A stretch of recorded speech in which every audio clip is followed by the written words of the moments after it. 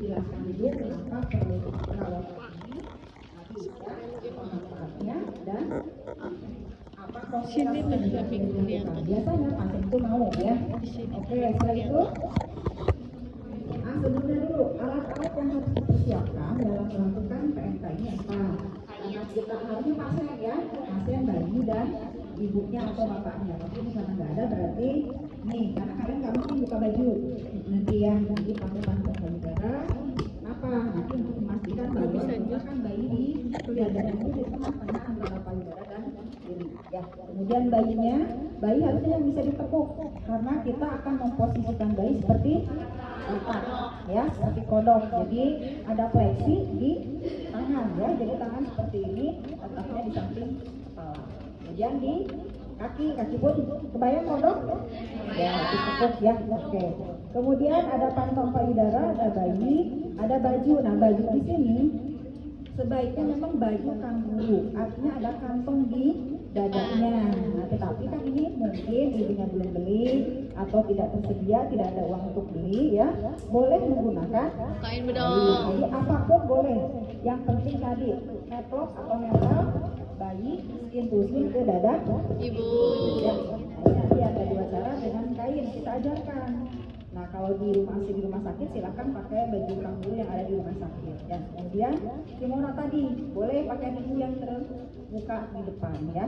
Biasanya kalau di rumah sakit itu disediakan ya memang baju pasien ya ada.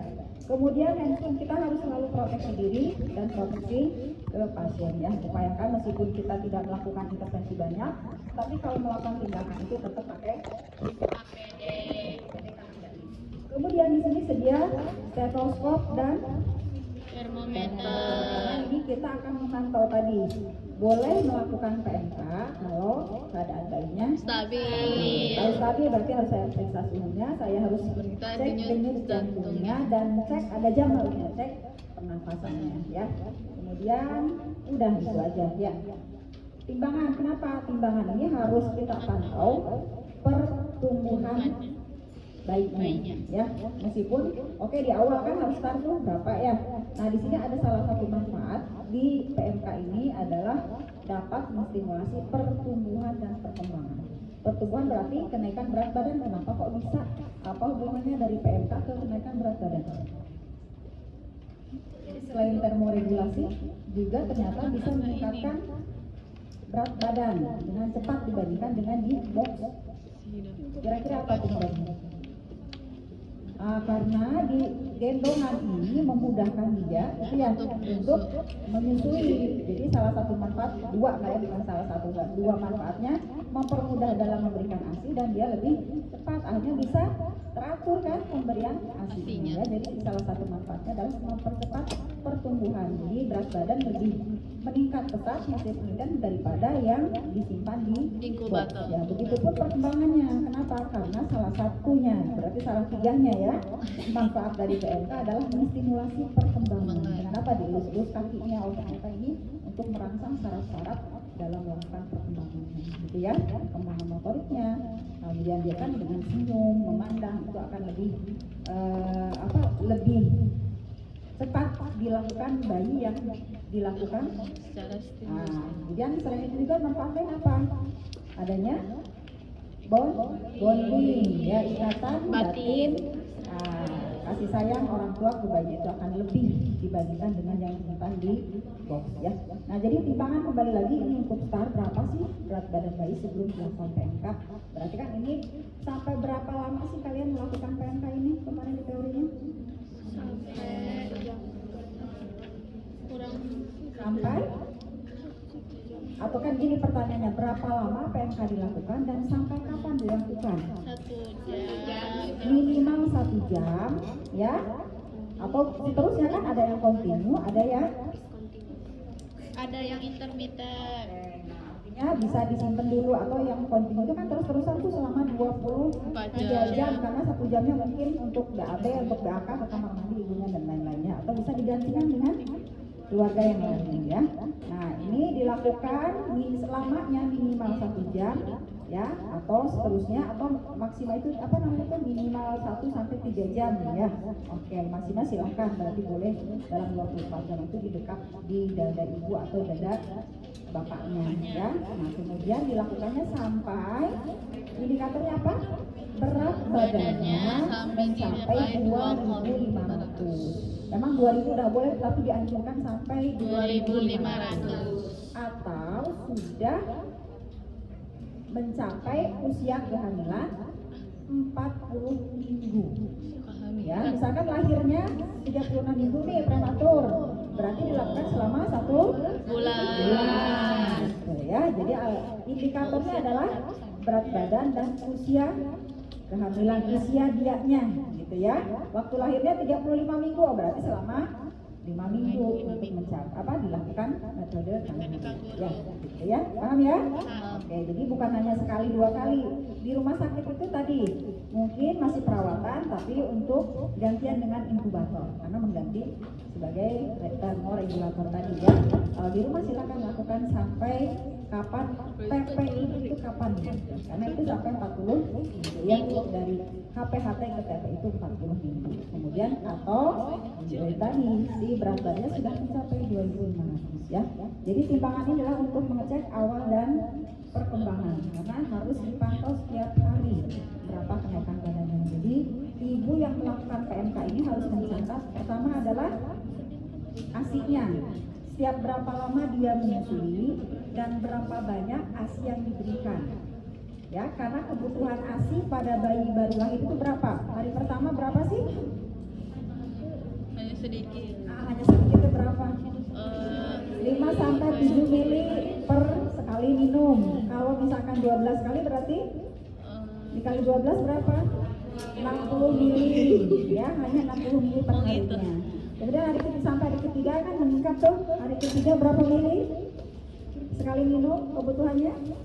Ini harus disampaikan soalnya ke ibunya. Ibu kan harus mencatat nih tanda cukup atau tidaknya ASI. Nah, dari catatan itu hari pertama 5 sampai 7 mili per sekali minum, berarti sehari itu sekitar 60 mili. 60 sampai berapa silahkan kalikan kali 12 ya. Di hari ketiga 22 sampai 27 mili per sekali minum, per sekali menyusui, berarti dalam sehari berapa? Kali 12, 22 kali 12 berapa? Matematikanya ayo. Banyak. Berapa? 29 sampai kan tadi 22 sampai 27 mili. Berarti berapa? 264 Sampai? sampai Ayo, 30 ya. matematikanya lulus ya. Sampai 320 mili ya. Oke, nah kemudian 1 minggu berapa kebutuhannya? Ayo. Ini ASI berapa? 1 minggu 1 minggu 7 hari. berapa 12 kali 7. kebutuhan ASI-nya? 12 kali 7. Iya, Kebutuhan ASI dalam usia 1 minggu 2.500. bertambah. Bukan, 1 minggu berbeda. Kan tambah gede lambungnya. Berapa? Yo. Kemarin tuh waktu menjelaskan di apa sih ASI itu? Di Ina ya? Yang kapasitas lambung tuh 5 sampai 7 mili di hari pertama, di hari ketiga 22 sampai 27. Di hari 1 minggu berapa? Berapa?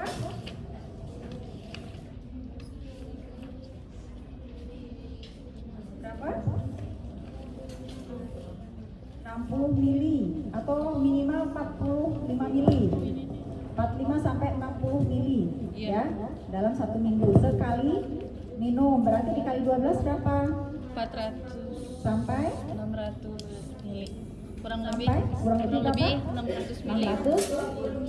Oke, nah 1 bulan sekarang. Oh my god. 1 bulan kebutuhan. Berarti udah sebesar apa sih? Kalau 1 bulan lambung bayinya? Telur bebek. Oke, berapa tuh?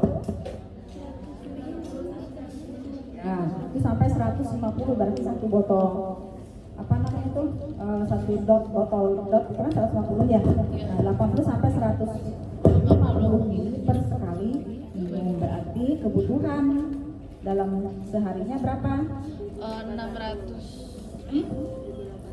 Iya, kurang lebih berapa? 600 sampai 500 mili.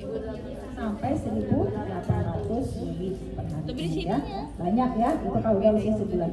Nah ini harus disampaikan ke ibunya. Kenapa? Karena kita meminta ibu mencatat per harinya berapa kali dia menyusui dan berapa banyak volume ASI yang diberikan. Kenapa? Karena ini akan signifikan dengan kenaikan berat badan bayi ya. Gitu. Jadi tolong catat dan nanti disampaikan.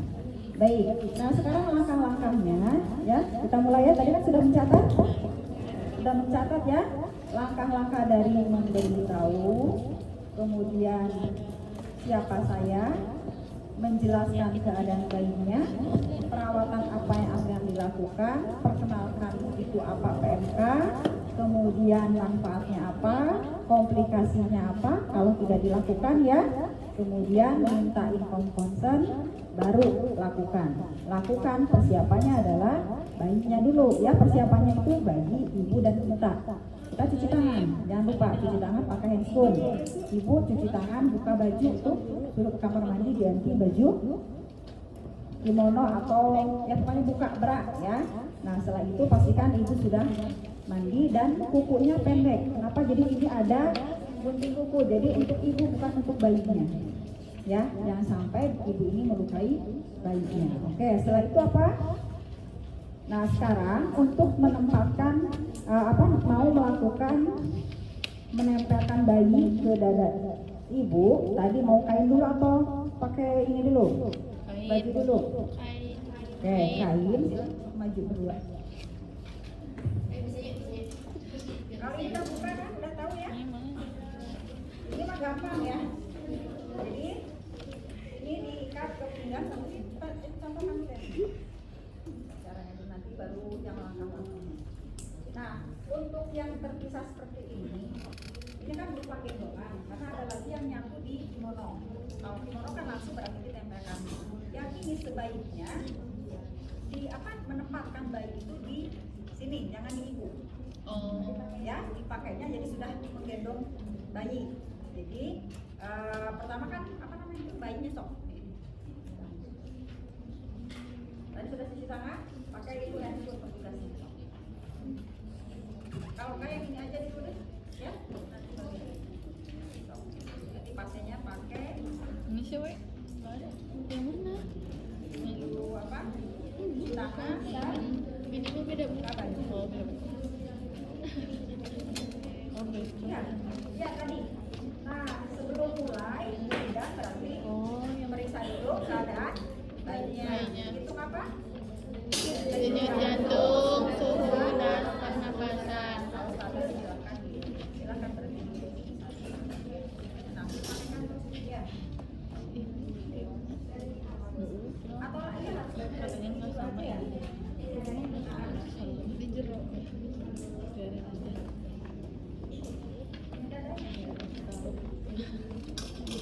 kalau cek jangan berdiri Pak.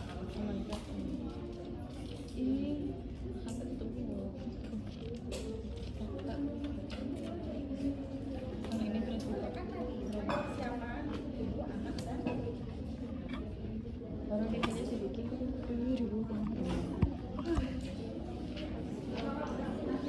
Nyampe anjing. nanti ini pas mulut ya. Yang bener ya nanti. Nah, berarti tempatkan dulu di silver ya kalau kecuali popok ya. Bayi pakaikan topi, kaos kaki dan popok, tidak pakai baju ya. Oke. Jadi dimasukkan dulu.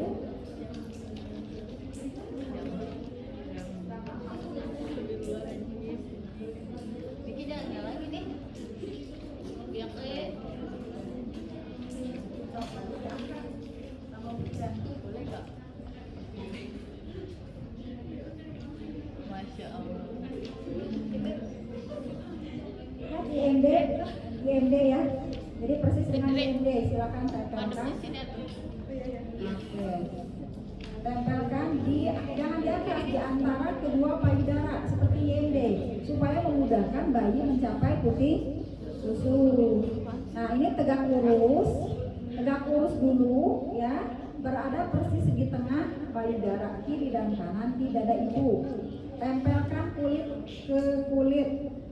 Nah setelah itu baru diposisikan tangan di sana, ini nggak bisa ditekuk ya. Harusnya tadi seperti kodok, jadi tangan bayi ada persis di samping kepala ya. Kemudian kaki juga ditekuk. Nah ini kan gampang nih, tinggal diikat, kemudian diikat ke atas sebenarnya, disilang. Masya Allah. Baru pakai kimono. Harusnya digesek. Ini bisa ke atas, bisa ke sini, bisa ada beberapa alternatif. Ya kalau ini kan udah didesain ya, gampang gitu. Kalau yang pakai baju atau gendongan kanguru, terus pakai baju. Nah pastikan hidung bayi tidak tertutup sama dada ibu. Artinya ya, kepala bayi pastikan dalam keadaan sedikit ekstensi supaya jalan nafasnya tidak terhalang ya. Dalam keadaan boleh menoleh ke salah satu sisi kiri atau kanan. Nah ini kalau pakai gendongan gampang ya, jadi nanti yang khawatir ujian OC disediakannya kain 2, berarti pakai kain. Kalau pakai itu kan gampang, pakai tinggal masukkan ya. Ya jelas nanti mungkin dari awal kita step-stepnya yang jelas, cara pemakaiannya seperti ini ya. Oke sekarang yang kain.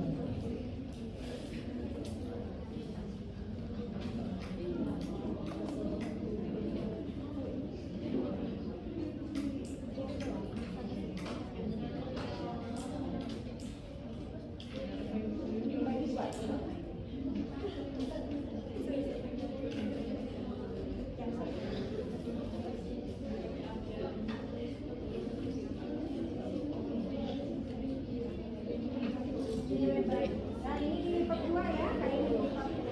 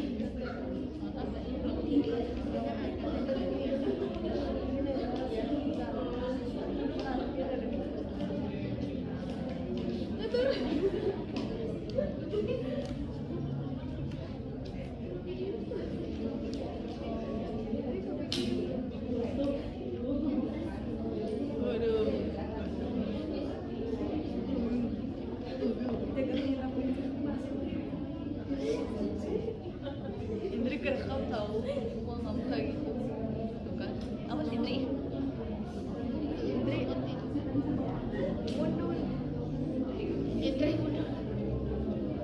Ini mah yang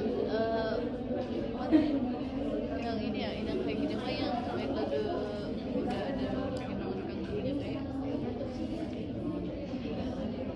Maknanya.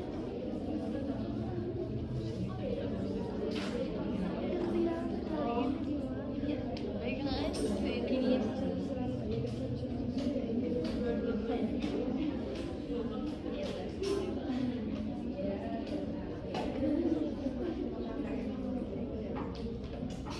Atau gendongan kain siapa? Iya ada apa itu? Yang apa? Jangan sekarang itu yang elastis tuh. Iya. Yang apa namanya? M-shape. Ya itu kan sekarang mah banyak ya. Udah masuk kamu kan itu? Ya udah lebih elastis. Asik mau nari ya Biki. Assalamualaikum.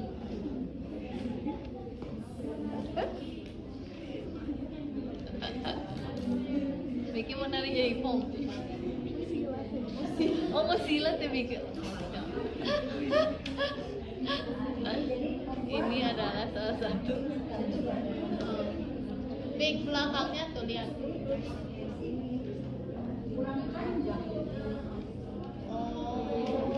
Jadi buat tadi gendongan And shape. and shape dari kain. Tadi udah masuk kampung gendongan ya. Tapi dibayangin ya. Hah? Jadi dimasukkan ke sini. Oh iya. Coba muter pinggir muter belakangnya. Ini wanita Belakang. seperti biasa. Bikin silang aja ya. Ya tadi gendong coba cari dari Shopee banyak. Beli sekarang kita. Kayak Shopee sekarang. Nabung yang itu bayi dimasukin. Kalau ada mama di bayi dimasukin. Assalamualaikum. Ribet. Jadi kita tampilin di sini. Nabung dari sekarang. Benar gini. Baik aja kan yang bikin Imam baik BPM. Nabung dari sekarang nanti kalau lu punya kasih